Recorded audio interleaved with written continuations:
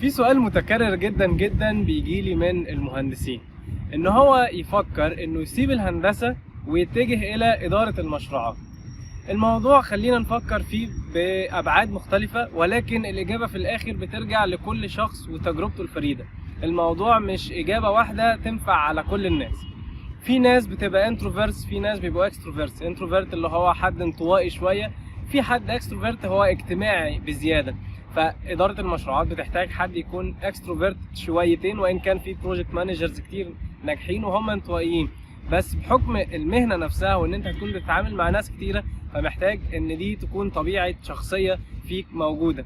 في حد يحب الليدرشيب وإن هو يكون عنده السلطة أو authority كبيرة شوية على المشروع بتاعه ككل، الصورة الكبيرة. في حد أنا عايز أقعد مع اللابتوب بتاعي ومحدش يضايقني، فأنا هكمل كإنجينير وخلاص. فدي طبيعة انت لازم تفكر فيها في البداية. طيب لو جينا للسؤال الاهم، وده اصلا بيبقى سبب فتح الموضوع كله، الفلوس هتكون اكتر في انهي مجال فيهم؟ في الهندسة ان انا اكون سوفت وير ديفلوبر، ولا في البروجكت مانجمنت؟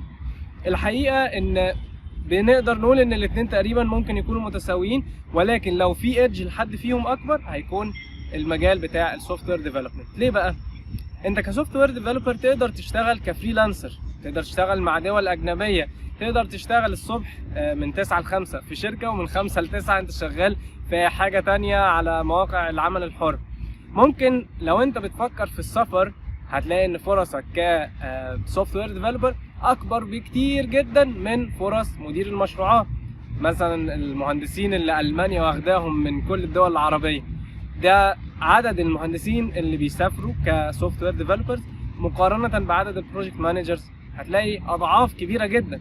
لما تيجي تبص اصلا لقوام اي شركه، ممكن الشركه يبقى فيها مثلا 100 مهندس وقصادهم 2 بروجكت مانجرز، او ممكن حتى الاثنين بروجكت مانجرز دول ما يكونوش موجودين ويبقى في مكانهم مثلا 2 تكنيكال ليدز او انجينيرنج مانجرز.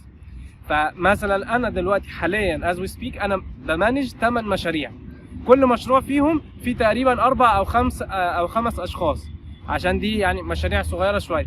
فمشاريع اكبر ممكن يبقى فيها 15 مهندس، وهو مدير مشروع واحد قصاد 15 مهندس في نفس المشروع.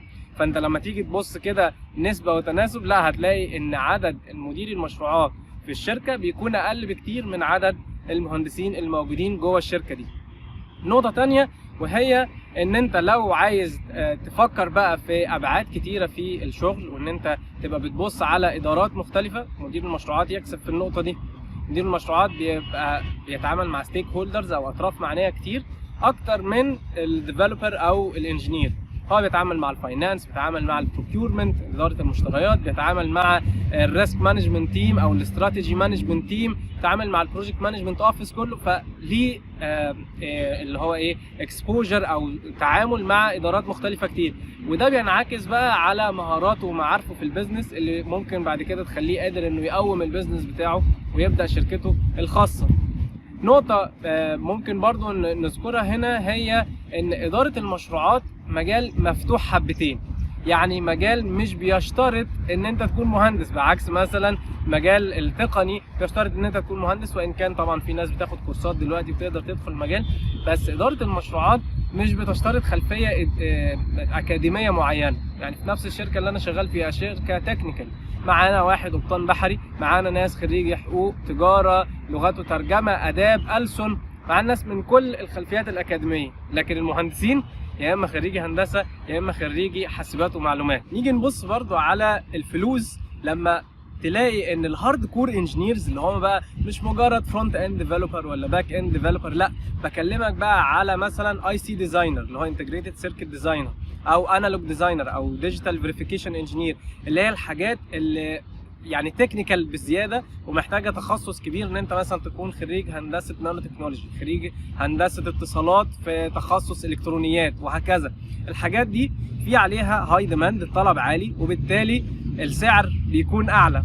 لما تيجي تبص على الشركات، مثلا لو اتكلمنا على مثال في مصر، شيراتون فالي اللي عندنا في منطقه شيراتون في مدينه نصر، دي كلها شركات بتشتغل على السيمي كوندكتورز اللي هي اشباه الموصلات. الشركات دي من قبل التعويمات بتاعه 2016 حتى، مش التعويمات الاخيره، وهم بيقبضوا بالدولار في مصر. ليه؟ لان ده مجال سيلكتيف جدا، فهو بيختار ناس قليله قوي قوي، وبالتالي بيديلهم مميزات كتيره. ما تلاقيش ده مثلا في اداره المشروعات. زي ما قلت لك في ناس كتيره من خلفيات مختلفه بيشتغلوا كمدير مشروعات، بس اللي بيعوض ده شويه عند مدير المشروعات انه مش لازم يشتغل في السوفت وير اندستري او في التكنيكال اندستري بس، ممكن يشتغل في الماركتنج، في الايفنت مانجمنت، في الديفلوبمنت سيكتور اللي هي مشروعات المجتمع المدني ومؤسسات المجتمع المدني، زي مثلا المعونة الأمريكية، برنامج الألماني للتنمية، اليو ان اوفيسز، مكاتب الأمم المتحدة، وغيرها من الأماكن اللي ممكن يبقى شغال فيها في مجال التعليم بقى، في مجال التوعية، وغيرهم من المجالات اللي ممكن مدير المشروعات يبقوا شغالين فيها. يبقى ارجع اختم باللي بدأنا بيه، ان الموضوع ما هواش يا صح يا غلط، يا يمين يا شمال، لا، انت ممكن تفكر فيها باكتر من بعد، تشوف انت ايه اللي مناسب ليك، ايه الحاجة اللي تناسب اهدافك وتطلعاتك، وفي الاخر الجدلية دي هتفضل موجودة طول الوقت. يمكن الحل الوسط اللي بيقابل بعض المهندسين هنا ان هو ما يسيبش الهندسة خالص ويتجه للإدارة، ولكن يبقى ليد او تكنيكال ليد او انجينيرنج مانجر للتيم بتاع الديفلوبمنت، فهو كده يبقى اسمه تيم ليدر للسوفت وير ديفلوبمنت ليد، او السوفت وير ديفلوبمنت سكواد بتاعه، هو مانجر ليهم. صحيح مش بيكتب كود بنفسه كل يوم زي باقي التيم اللي معاه، بس في المقابل هو اكتسب بعض المهارات الاداريه اللي تقدر يعني تستوفي عنده الاحتياج ده لو هو عايز يبقى مدير يعني، فده ممكن يبقى حاجه عنده.